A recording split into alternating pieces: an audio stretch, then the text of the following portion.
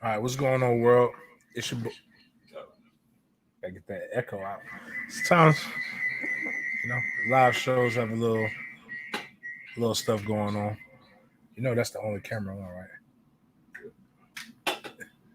All right, better now. No echoing. That's why it's good.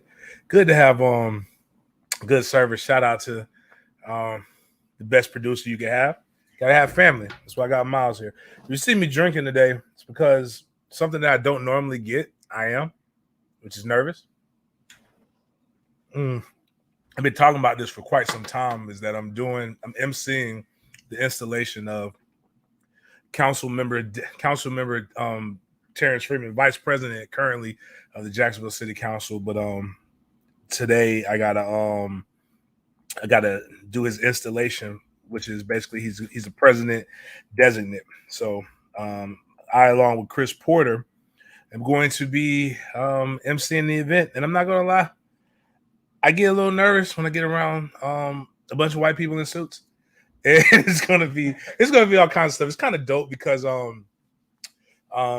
Vice President designate Ronald Salem is, I believe, he's Lebanese American, and just some of the things that are going to, just so you guys can know what's going on with me. This might be the blackest one they've ever had. Last year was pretty black. They had shoot. Oh, so President Sam Newby, President Sam Newby, African American. Terrence was African American, is African American, not was. He's black as 10:30 at night. That's my guy.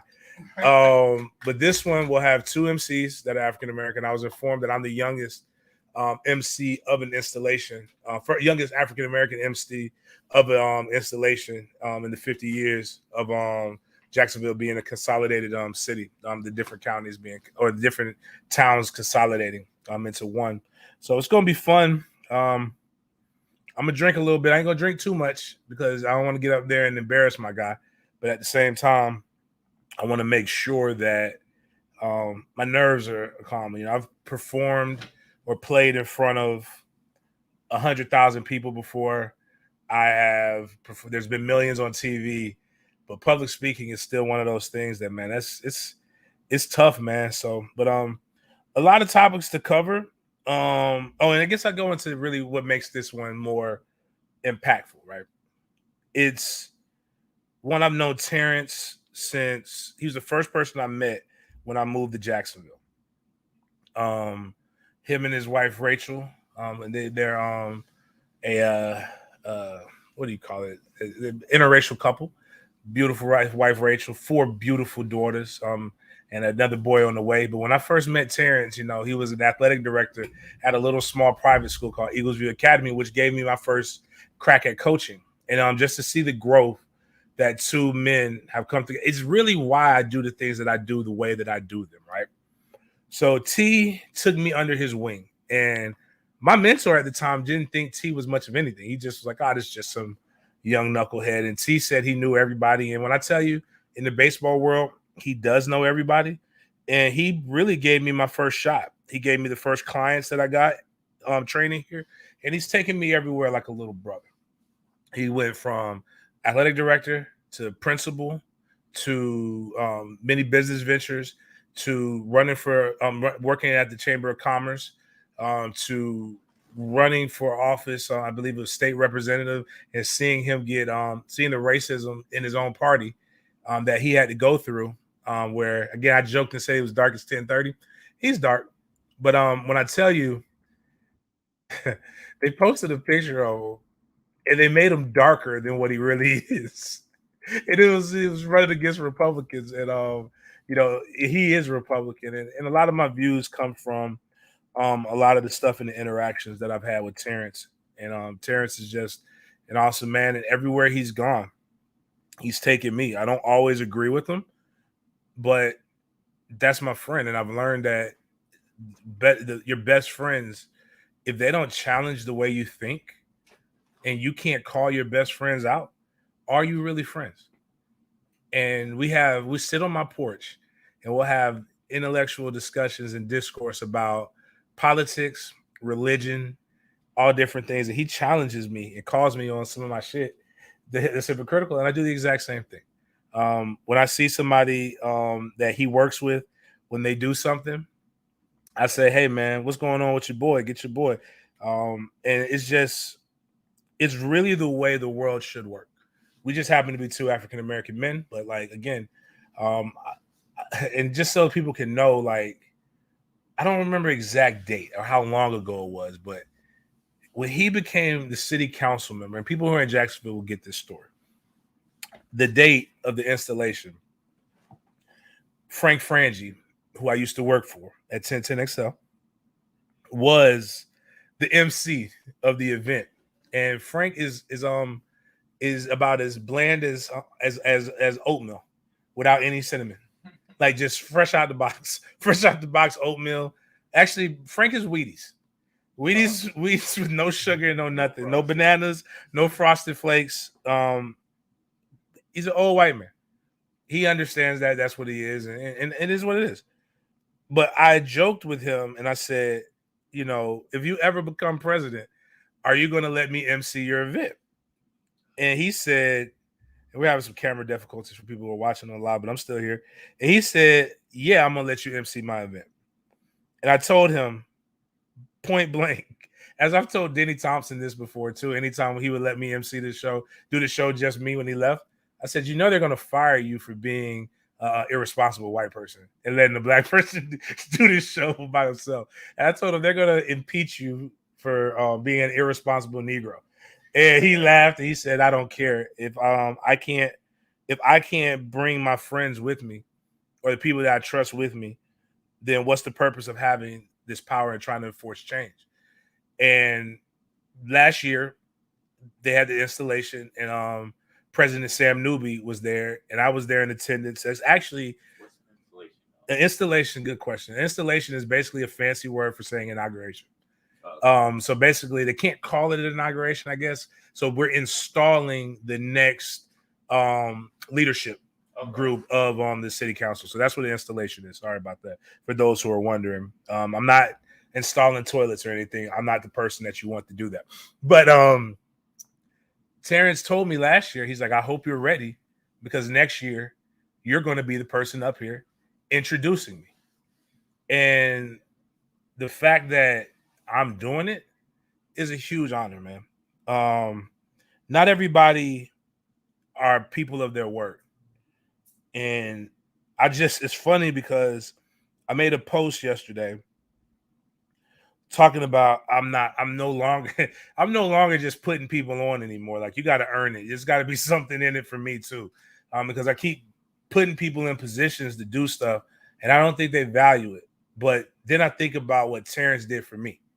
Terrence didn't know me from Adam. He just saw me as a guy in 2007 that just came up to his school and he saw something in me.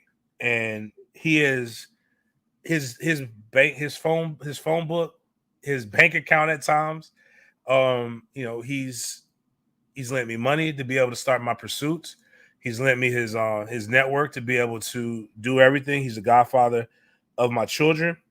And again, that's really what being an OG is supposed to be about.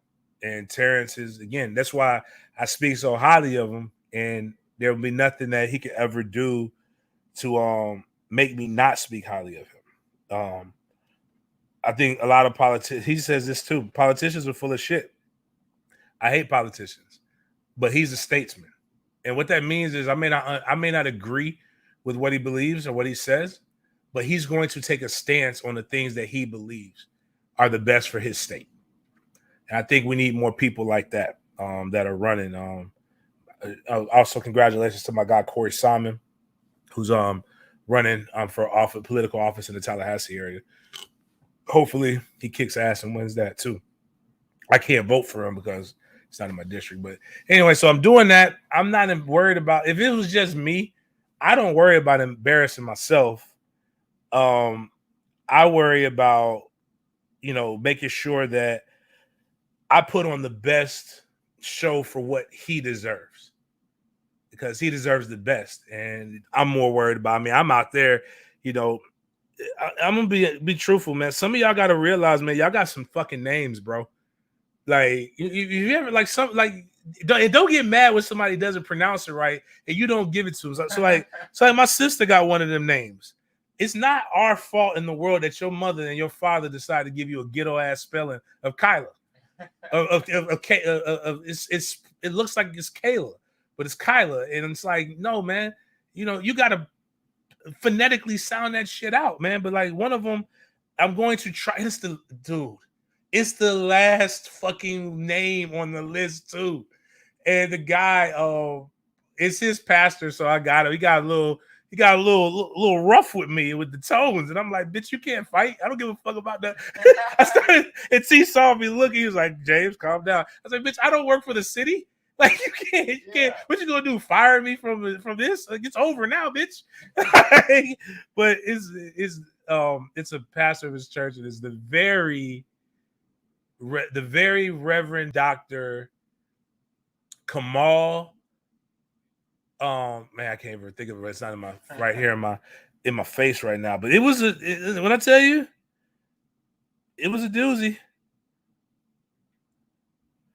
Oh man, so it was a doozy. It was tough, man. I gotta keep working on that one. I may give that to my co-MC Chris Porter so that he can trip up over the name and I don't get in trouble. But like it's anyways, it's all in fun. I think it'll be good. I want to say this name because I want y'all to say it with me. Okay. All right, here's the no, it's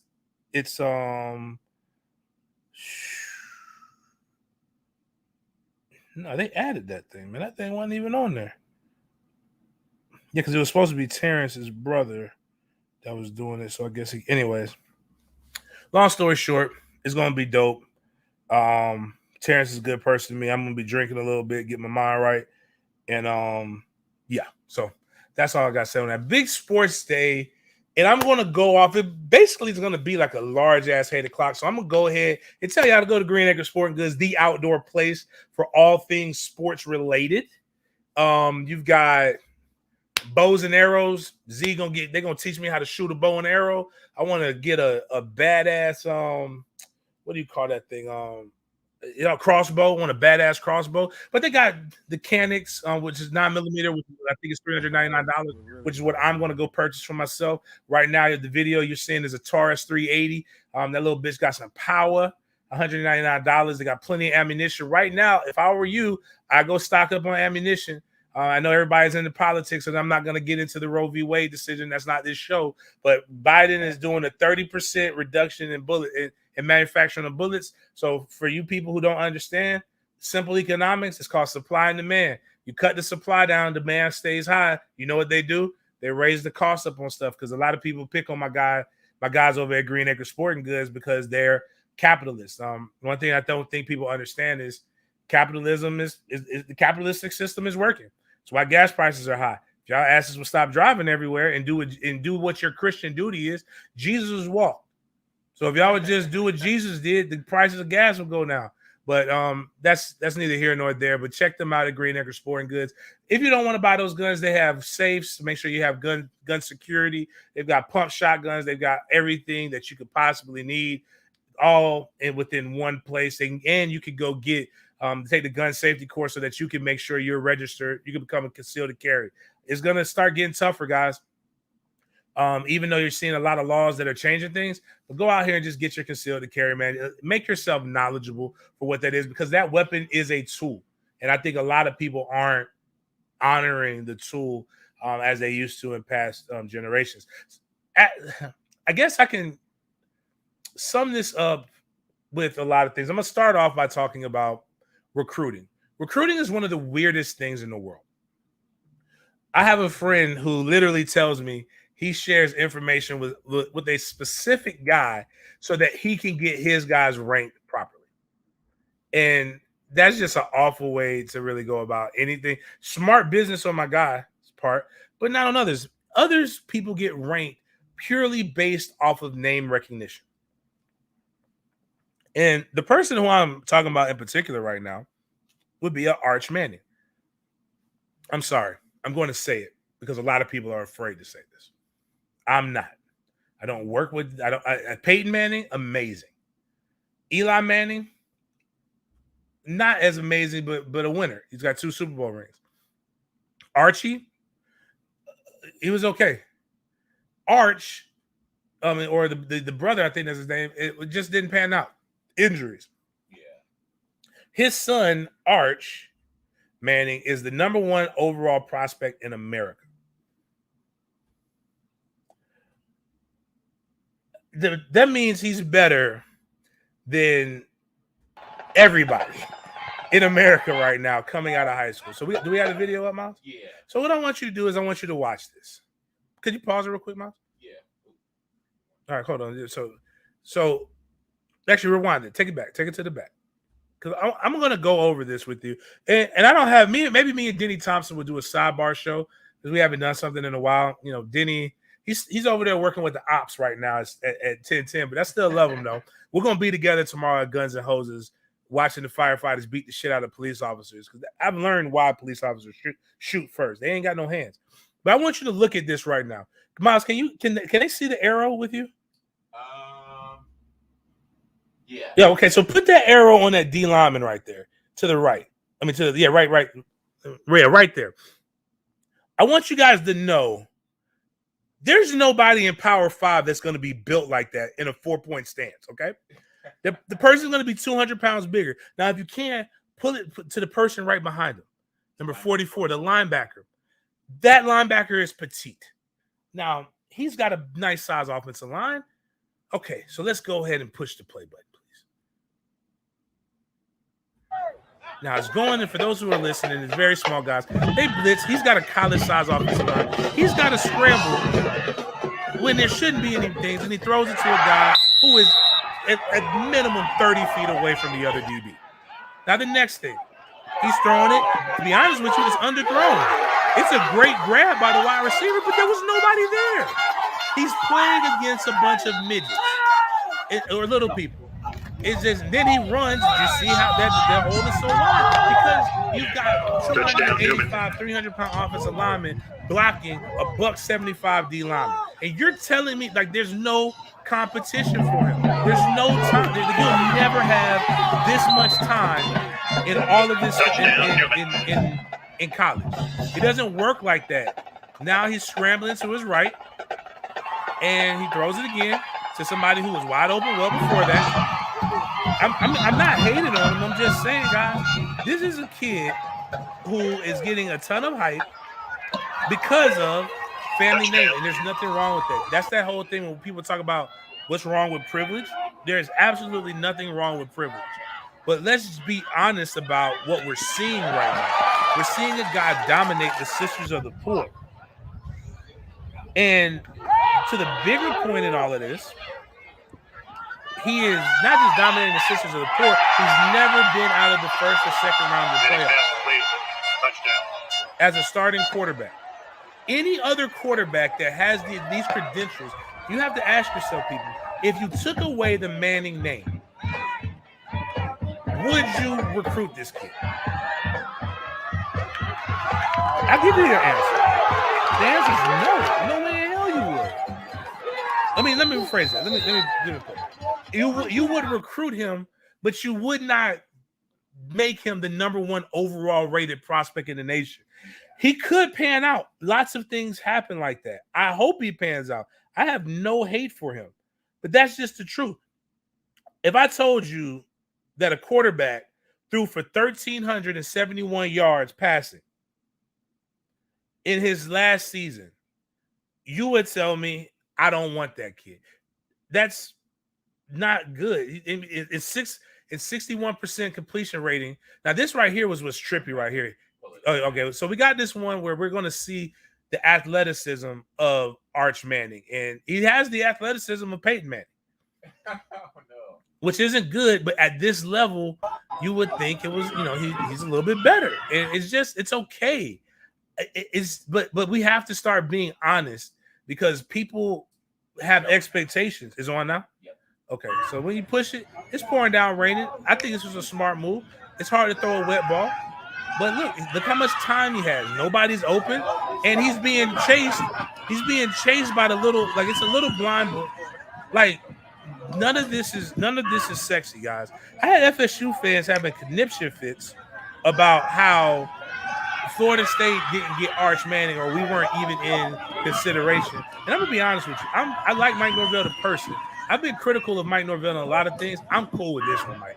This was a good no call right here, because it's a lose-lose situation, because you're going to bring him in, and you know what you have to do with a kid with a 5-star #1 overall prospect in the nation with the last name Manning. You have no choice but to play him, and if you play him and you don't win with him, it's not going to be looked at that he doesn't have the skill set of the people of his predecessors. It's going to be that you're just not a good damn ball player. But you can't tell me you watched that and you thought that was good. Chris Parsons has a better highlight film than that in Florida State. He's committed to you. There's a kid, Rashida, down there that's probably between Florida and Miami. He ain't going to Florida. He's probably going to Miami. That's better than that. The kid from Tennessee that's committed to Tennessee from California that allegedly has like a $5 million, $6 million NIL deal is better than that. It doesn't mean that he can't be great. Anybody can be great, and we don't know what it's going to pan out to be. But based upon the information that we have today, Arch Manning is not the best prospect in America. It's a bunch of people who think that this is going to give them better inroads with the Manning family. Sports media, be men or women, be adults. Grade the film. You can't. What's wild about that is that shit is highlights. Highlights, meaning this is the best plays that this guy can make. I promise you that there's at least 10 quarterbacks that I think have a better highlight run than that right there. I bet you that there's more. And again, this isn't just this year. His sophomore year, he had just under 2,000 yards, under 2,000 yards passing career in 10 games. Now his freshman year, he had 2,400, just under that, so that was a big year. He's under 70% completions, and it's just it's a wild concept. It's not that he's not bad. I'm not saying he's bad. What I'm saying is I don't see him as the #1 overall prospect. And I mean, there are guys who are having like real battles, group chats. Oh my God, we didn't get Archie Manning, or we didn't get this kid. Oh, he's making the money based on NIL deals. I got news for you. I want to make sure, I'm going to go do this myself, Miles, if you could pull it up. Manning Passing Academy or Quarterback Academy. I want you to go look at every year the Manning family has this, the who's who of like going to their passing academy. And they should have like a sponsors page. And it's not just like the entire family participates in this. And, I saw one time, okay, it's not as big as it used to be, but it used to like say some wild stuff. Like they have the relationships with Gatorade. They have the relationships with Nike. They have the relationships with numerous people who help put this camp on. Do you really think that they need a school to give them their son NIL deals? They all have the relationships to be able to provide for him anyway. They're the first family of football.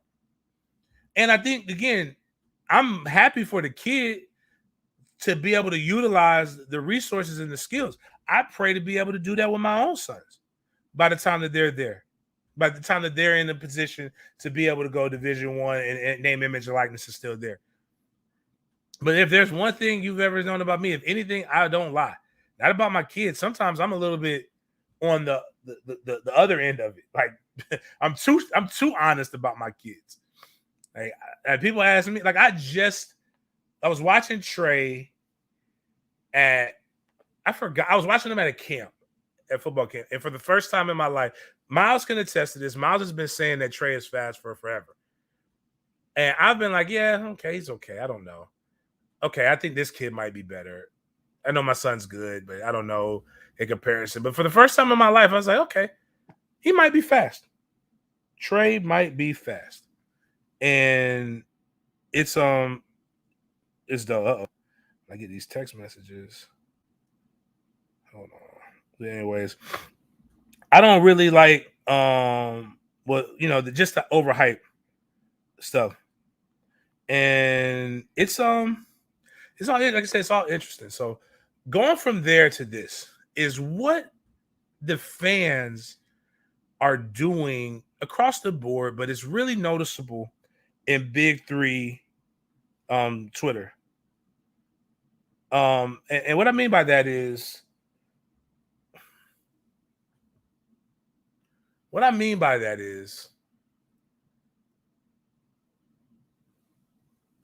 y'all gotta chill out, man.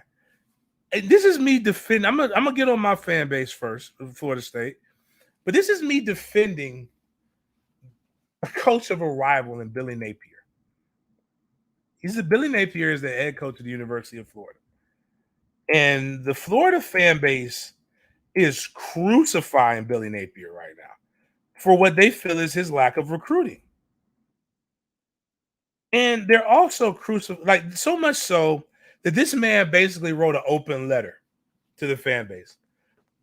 If you go to Gators football, Gators FB, he puts, our mission is to make life-changing impact on our players and for them to experience success in life as a result of their time in the program. That's just the basics of it. That's the clip. But it's a big pin. He just basically did like what these athletes do with op-eds and shit like that.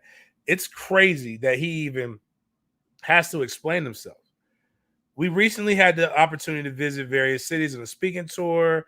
We're working on creating a new future throughout the process that emphasizes discipline, toughness, detail, accountability, integrity, and most important, teamwork. As we enter this new era of name, image, and likeness, we are fortunate to be a place that is not only rich in history, tradition, and football, but as a top five. Basically, he is letting you know that they're trying to do everything that they want. I'm not going to go into too much detail because I'm already got a lot of shit to read today, so I don't want to get into that. But where is this coming from? This is coming from the fact that they're allegedly losing a quarterback that somebody else crystal balled to you. Not the staff. Nobody, the kid didn't say he was coming to you. A random stranger said that this kid was coming to the University of Florida, and you took it as fact. And now you're mad at a coaching staff that probably doesn't even know if this kid was coming or not. But you're saying that they're not doing enough work because somebody who covers the university that doesn't and dabbles in recruiting, that doesn't necessarily like do recruiting, they don't have access to the boards, they don't have a lot of this shit. You're mad because of that. And you're blaming everybody that you could possibly blame, grasping at straws. There's a noted rivalry right now, which I think is hilarious, between a notable tweeter, because that's how, I mean, I think he does other stuff, but I don't know DK Thompson for anything other than his tweets. But he called out John Ruiz, who we talked about a lot when it comes to his name, his business. And they're going back and forth. It's wild because, like, apparently they're taking pictures of his house and they're doing all these other things. And, hey, we know where you live and maybe you shouldn't do this shit. And it's like, really, like, yeah, really get into like things that, this is why I'm starting to not believe he's a billionaire anymore or really rich like that. Because you know what billionaires don't do? They don't fucking pick on thousandaires. You know what I'm saying? Like, just like, imagine, just take for yourself, forget your rivalries and schools aside. Imagine Warren Buffett getting into it with me. Like, okay, that's too much of a, I get it. You're right. Imagine Elon Musk getting mad at a random person. Imagine Jay-Z getting mad at me because I said Kingdom Come was one of his worst albums. Like, and then he decides to send the goons after me. Man, you gotta have way better shit to be doing with your life than that dumbass shit. Especially when you can get accused. And then here's the other part. Before I get into the real reason, imagine being a loudmouth, boisterous, big, tough guy on there, and then getting feared because somebody can take a picture of your house. Bitch, it's public record. If you have a registered business, they probably more than likely can figure out where you live on sunbiz.org. If you're a registered agent for anything, like finding somebody's address is bad. Matter of fact, if you send that to me, I'll tell you, man, come on. Come to the house and you'll get flashes that might not necessarily be pictures. Run. It was quiet. Everybody talks about 2A. Oh, I'm this big, bad, tough guy. But then when somebody confronts you with some real shit, you start to cower and cowtail. Or just sue the fuck out of them. That's cool too. It's what my point is like it's too much bravado and braggadociousness or whatever you're saying. Like it doesn't make sense. But like I'm going back to it, but now to defend DK, fans are saying I'm seeing tweets that this motherfucker is the reason why you're losing the quarterback recruit. A guy who has nothing to do with the quarterback now they're gonna overpay because just to prove a point to Dan Thompson. If that's the reason, if that's what motivates John Ruiz, then in the University of Miami, and not the fact that the kid is good and the coaching staff ain't just coaching, then that's bullshit. Or pay up. But the kid's goal is to make as much money as he can make possibly. And everybody else, and team's job is to compete, man. Period. And then stop with the insinuation that these deals are so. Let me tell you this, guys, especially the bag man and the go-tos and the middlemen. I have a couple friends now who coach in college. They were considered the middlemen, right? Never in my life have I ever seen them be flashy. I've never seen them really have a ton of money. If you were handling, let's say, oh, this kid got $500,000, this kid got that. If you were brokering deals to get kids $500,000 and you couldn't broker yourself into a job that's paying you more than $75,000 a year, you're still teaching, you're still doing a bunch of this other shit, you're a shitty salesman. And I don't believe you brokered a kid a deal at all. Like, you live in the hood. If you're making money like that, you shouldn't be in the hood anymore. You should be somewhere else. Like maybe not now. The rent price is going up. But what I'm saying is past. And you know what all of these guys want to do? They all want to coach in college. Where college coaches who just now in the last 5 years started getting paid that real money. And even so, if somebody's giving you hundreds of thousands of dollars under the table to be able to give to recruits, why the fuck would you want to go be a coach?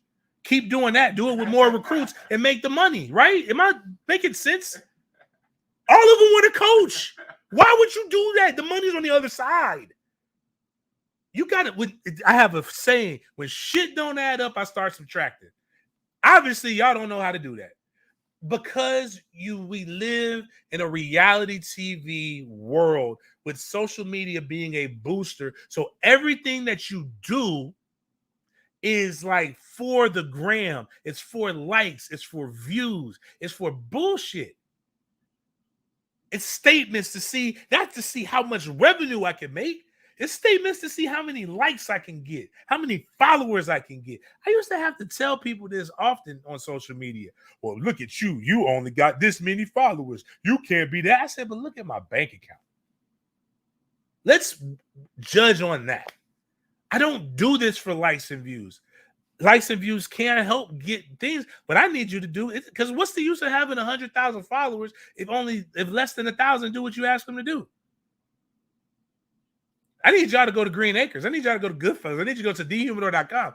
I can have right now, actually, when I go to advertisers, I show them the amount of people based upon my follows and views that actually go and produce and purchase the product, because business owners' job is to make more revenue in a capitalistic society.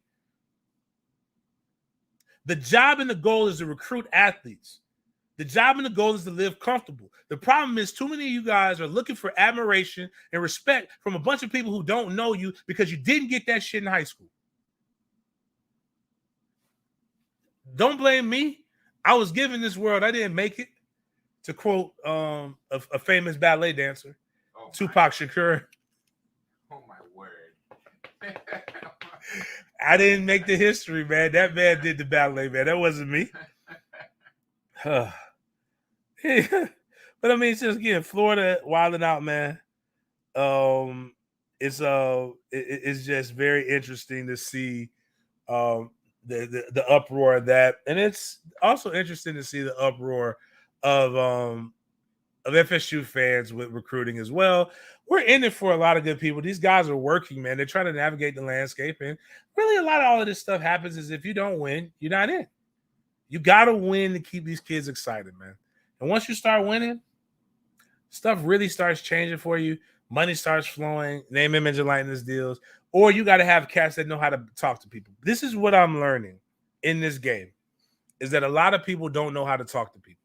When I've helped with some name, image, and likeness stuff with Rise and Spear to get some kids, when I've talked to them, it's a bunch of, and again, I use these things as descriptors, not trying to inhibit or lessen what people do. But there are realities in our world.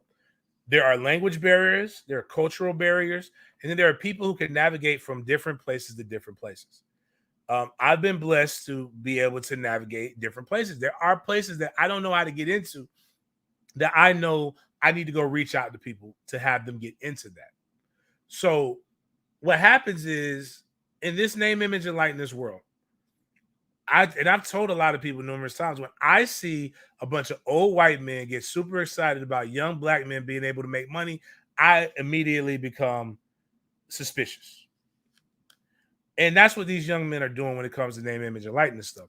A lot of this stuff, these guys aren't really, like, they're not communicating. There is one level, a Rosetta Stone, if you will, to help with communication. That's called money.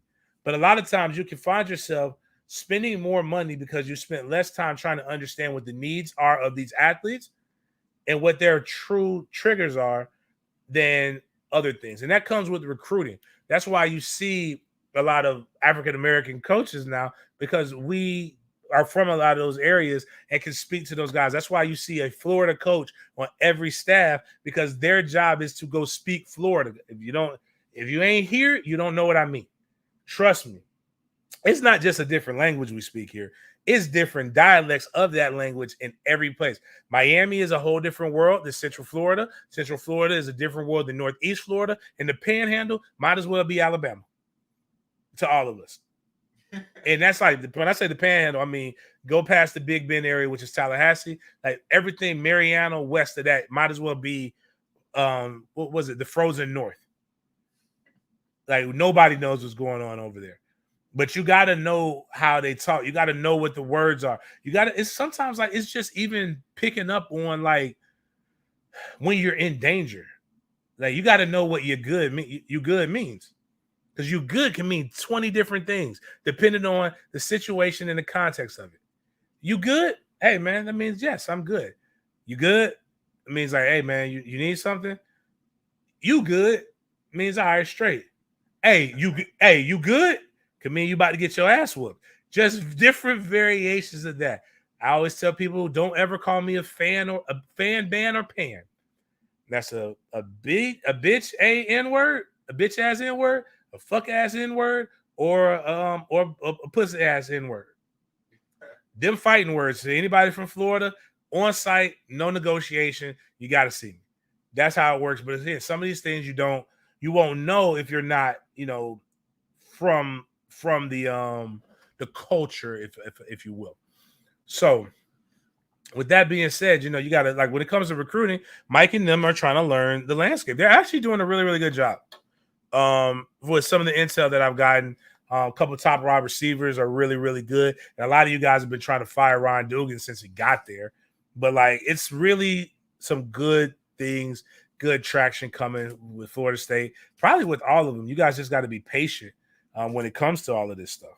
And I get it.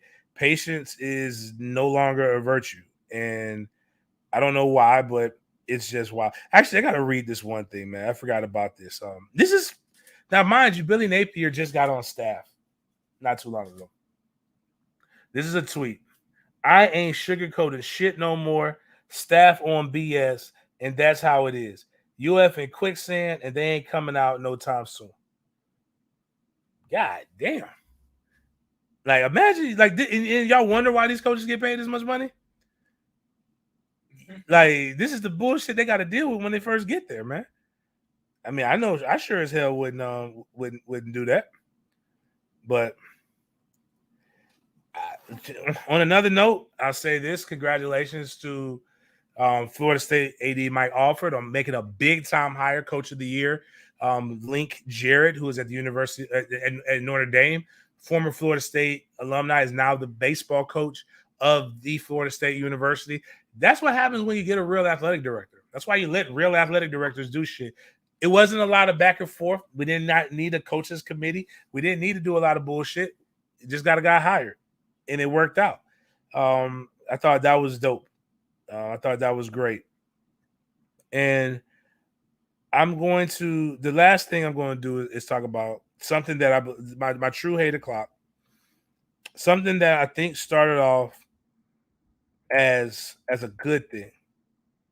It's a good thing, but it's slowly turned into something terrible and horrendous that needs to be stopped at all costs. That's Versus. Oh, really? If you don't know what Versus is a music where they take two icons in music or something, good musicians, right? And they pit them against each other, and they're supposed to take their best 20 songs versus another person's best 20 songs. And it's supposed to be like a little mini concert. It got us through the quarantine. It was so good.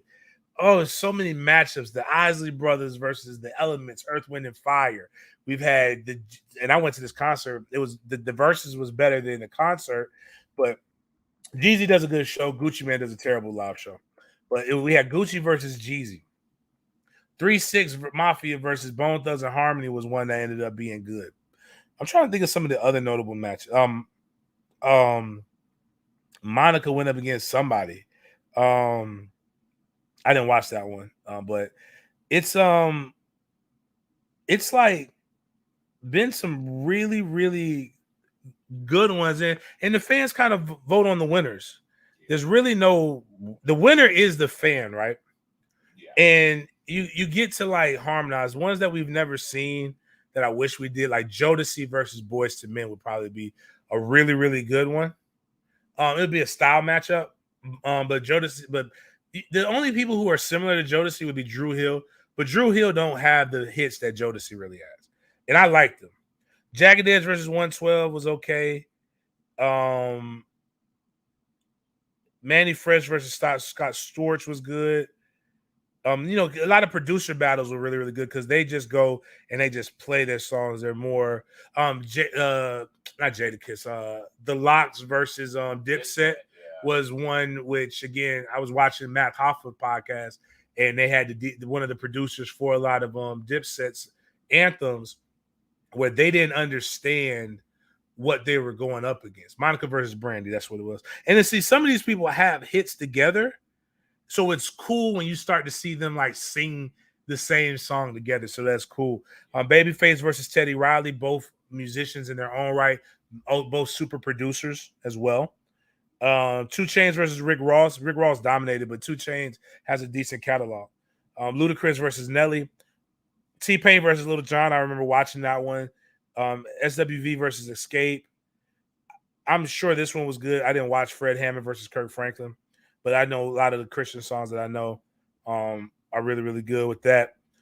But here's why I say Beanie Man versus Bounty Killer. Awesome. And why I say it's gone awry is because a lot of these last ones have just not been really, really good, or they're not big enough from a national standpoint to where you can truly, like, anybody can really appreciate it. Erykah Badu and Jill Scott was, whew, oh yeah, that shit was sexy, boy. That's two women. Erykah Badu is basically who I was talking about the other day. When you see an attractive vegan woman with good personality that likes sports and all kinds of other shit, run, because she's gonna take your soul and make it into shea moisturizer. Like, you gotta watch this woman. This last one though, the one last night, is why you know that they're grasping at straws and they can't get the big name artists. Ever in my life can I go down, like, matter of fact, if somebody came into Goodfellas right now where we host a show and put a gun to my head, it told me between Omarion and Mario Winans, I need you to name me 20 songs or you're gonna die. Not a piece, but between both of them, I'd be like, oh shit. All right, man, you just got Icebox. I'm saying that's dope. Icebox, Touch. I know it's another Omarion song. He had a bunch of B2K shit, but I never really listened to B2K. I was an immature guy, and I don't even know 20 of their songs. Mario Winans has Oh Baby You, and then he's got the Fuckboy National Anthem, the one where he's singing about You Should Let Me Love You. I think that was him. Yeah. I'll be honest with you. Even though I like a lot of 90s and 2000s R&B, if you really listen to a lot of the songs, they're really toxic songs. They're, like I said, Fuckboy National, like all about all the women in this world. Men, I need y'all to realize this. Women, I know y'all hate this. I'm not on my Kevin Samuel shit at all. I'm just saying y'all outnumber us. Men, we don't need to be going and trying to snatch other people's girlfriends. Yeah, like that's just like, that's how I don't think. See, and women talk about misogyny, but misogyny helps them, which they haven't realized that yet. But wars are started over vagina. I have yet to see in history a war started over penis. Like, it just doesn't work like that. So why would you put yourself in a situation where you can battle? Listening to some of these R&B songs will get you fucked up. But again, I can't name 20. So what they did was good in theory, right? But the execution was bad. They brought friends to help fill it out. They brought Sammy, who I didn't even know Sammy had another song. Sammy had this song called I Like when he was like 5 or 10 or some shit like that. And he's like, I like the way you look at me. The reason why I remember Sammy is because my little sister had a poster of Sammy and when we lived in the hood on her wall. She might have it in her room in my mama's house now. They brought Jeremy, who I actually like. He's got some songs, but I don't know 20 songs of his. And they brought Brandy's little brother. Who? Brandy, the singer Brandy's little brother, Ray J. And they also brought out Bobby Valentino, who I like Bobby Valentino. Don't know 20 hits of Bobby Valentino, but Bobby Valentino could probably he got a strong 5 or 6 that people wouldn't be able to mess with, right?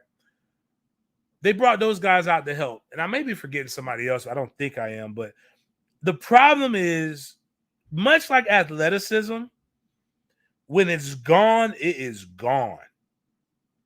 And I never thought that singers could lose it, because a lot of these singers still have it. And when we had Patti LaBelle versus Gladys Knight, these women still could sing. The Isley Brothers. These guys put on shows. Like, they were singing. If they did Uncle Charlie Wilson can still sing. Babyface could sing. A lot of these guys can sing. But boy, Ray J, you should have put it's like boxers who are past their prime that like to have their wives and their kids come and watch them. It's tragedy, because now you're watching, like, your dad is your superhero. And you're watching him get his ass whooped by another man. So, like, you know that there's at least one individual on this earth that your parent can't protect you from. You should not let him watch that. But I know I'm not a professional singer, right? I love to do car karaoke. I love to sing in the shower. Ray J's One Wish was so bad. If you want to, it's on my IG page, Miles. It's on Twitter too. Like, you can just get it. Actually, yeah, go look that up, man. Because that's like, bro, it is horrendous.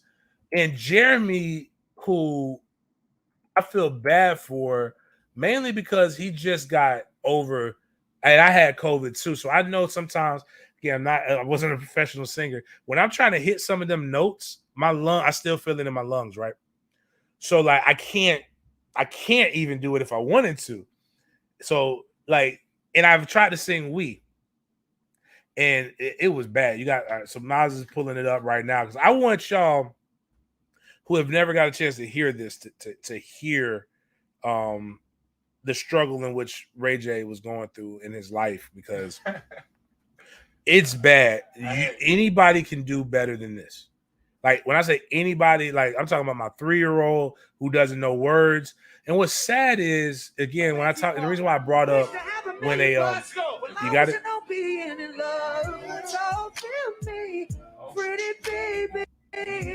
I make one wish and I wish it all on you. Making love to the break of dawn, me and you to the baby's born. Till my baby's born. That baby's dead. And it's like, and what was sad about it is like he's trying to like get people there. Come on, you know what I mean? Till my baby's born.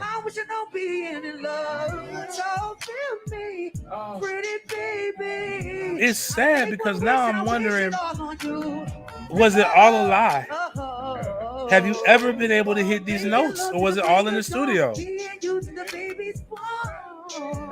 But you know, and Jeremy has this song, and I'm going to sing it because I don't want to subject the people who are just listening to this on SoundCloud, on the streaming services, because my version is better. And Jeremy has this song called "We," and it's like the French spelling of it, but it's like, if we try, that we can be somewhere in the climate is warm long as you're around me. I swear that everything will be just fine. Grown man in my suit and tie. You know, just stuff like that. It's a very fun song. It's like it's one of them songs that make you feel warm on the inside and shit. You know, like you could be a goon and sing that. It's kind of like when they got pictures of Boosie and stuff with guns, and they're singing like oh man, I forgot it was one of these R&B songs. Like, for example, A. Marie had a song, "Why Don't We Fall in Love," that came out when I was in college. And all these big, brawny football players was like, why don't we fall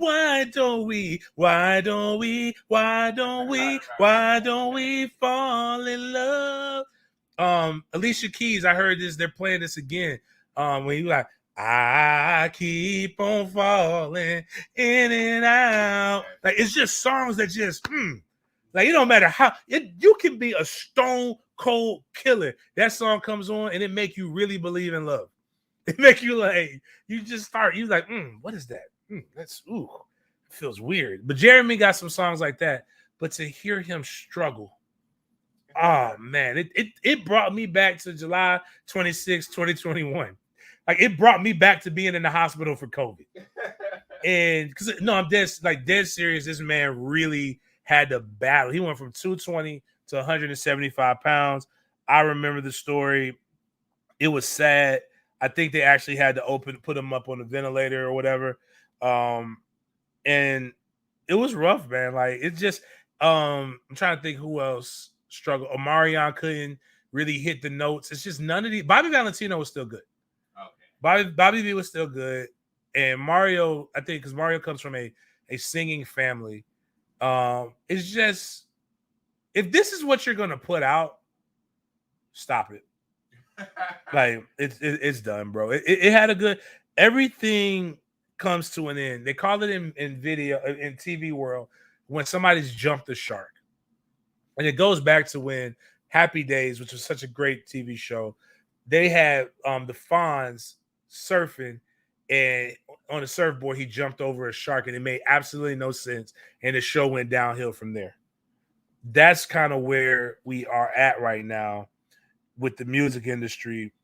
And I think unless you can get big name guys that do it and you can set up a tour from it, nobody wants to hear this shit. I don't want to hear another verses until you get Chris Brown and Usher in the same room. Because this is a debate that needs to be like, this isn't a that's not a like you. We got to go eras, like because they're both similar artists. Like so, they were young. So Usher 16 to 20, and then from 20 to 30, and then now and then grown up or whatever. Like we need those eras, right? Because I would be in that bitch like, yo, that's heavyweight slugfest. As opposed to these guys that have to pick and choose when they play a song. Like I can't play this song because they got a better song than this. And I'm putting this in here sneaking in. Like, nah. I need or bring back other guys. And they used to have this thing called B-sides. So a lot of you young kids don't know because everything's streaming services. So when you used to buy a record, whether it be not the album, but when you used to buy a single, they had it on tapes and they also had it on the 80, it was an 88, 85s. Is that what anyways, they used to have it on the little mini records and stuff. So the front side was a single. And that's the one that everybody knows. But the B-side is the little known song along or the remix to the song or stuff like that. Like I would love to see Puffy versus Jermaine Dupri remix battle. All they could play is the remixes. Now it'd be tough because, like, you know, Diddy got one of the coldest remixes. Would Come and Talk to Me by Jodeci. Or you got to give me, I'd take Jodeci Drew Hill. I would rather Jodeci Boys to Men minus the little deep voice dude the simp. But, you know, this shit is again, like I said, it's ran its course. If you're going to waste my time, don't do that. Or, you know, give me Drake versus... I need more of a style matchup because Drake and Jay-Z wouldn't be good. There is nobody who's on a superstar status like Drake. Yeah. But no. I do know somebody who could do that. Drake versus Beyonce would kill it. Oh, yeah. Because they have... Because Drake isn't really a rapper. And once I stopped looking at him as a rapper, I think I was able to appreciate what he does to the culture more. But and they both dropped an album that nobody really knows how they feel about it right now. Like I've heard nothing but bad stuff because Drake made a house music album, and I don't know what Beyonce's thing is, but a lot of people are just like, you know, it's just okay. But on that note, guys, like here's the thing: have a blast this weekend. Be safe. I know some things did not happen the way we wanted it to happen in politics. But that's why you got to vote, and not just vote. And I guess because I had a conversation with my friend about this, and I was listening to The Breakfast Club, which is one of my favorite shows to listen to because I love the interviews. Regardless of how you feel about Charlamagne the God, I will say he does give perspectives that are way different than everybody else's. And there was something that he said during the presidential campaign in 2020, and Joe Biden said something, and he's always said things that people just let slide. Like when Obama ran the first time. He said, y'all gonna let them put y'all back in chains. And I was like, yo, that's some, like, what you mean? Y'all, like, you in this with us, right? But he made sure it was known. Then Charlamagne asked him, like, what are you gonna do for black people? Like, why are we just voting for you blindly? And Biden said, if you don't vote for me, then you're not black, which I always have a problem with. My blackness is not defined by those things, but and I don't care if you like them or not. Like, that's not what I'm here saying. But what I am saying is it's about time we start holding politicians accountable for what they said that they're going to do, as opposed to just voting blindly. Like, that hasn't gotten us anywhere. And the lesser of two evils argument is really bad because you're still voting for evil. Like, why are we allowing geriatrics to go and consistently win these votes? You have to ask yourself as an American, why are you okay with this? Whether you like Trump or whether you like Biden, doesn't matter to me. They're both don't have anything in relation to any of us. They're old as fuck. And they probably should be chilling out on a porch somewhere sipping lemonade and letting some people who have to. It's about time that we as Americans started voting for people who have to live with the consequences of the things that they put in place. See, we keep voting for these people that are going to be dead in like 10 years. And this is what we have to show for it. As opposed outside of W and Barack, those are the two youngest guys I believe recently that we voted for. But I got to check this out. But have a good weekend. This weekend I'm a celebrity judge for Guns and Hoses. I'm gonna have a blast doing that. I get really stupid drunk, and we watch again. Police officers and firefighters beat the shit out of each other. Terrible boxing, 3 1-minute rounds. Fun because it's constant action. And then today, I get to watch my good friend become the president of the city council. I'm gonna probably flood your timeline with a bunch of pictures and some other different things for content purposes.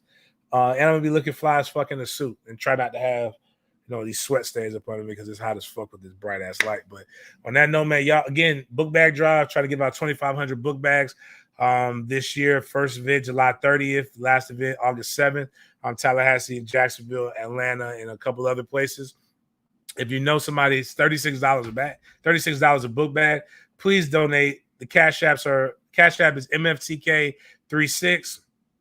The Venmo is MFTK Foundation. PayPal MFTK Foundation at gmail.com, or you can just hit me up offline.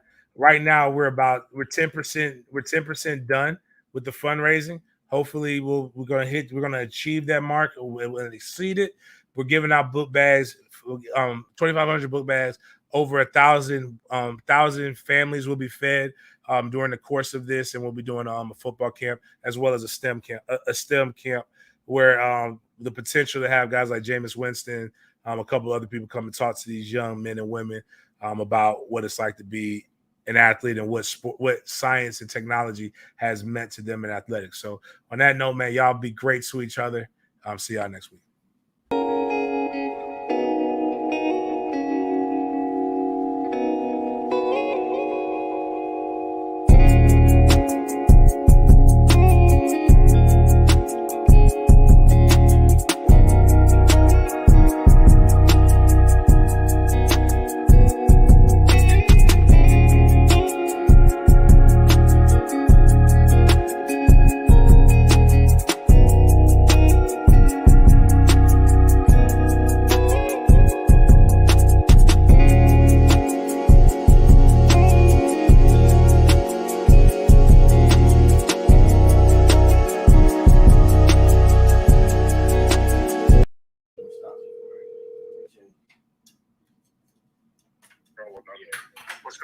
Hey, Zeb, I know you said that he ended up coming by anyway. He's over at the lounge.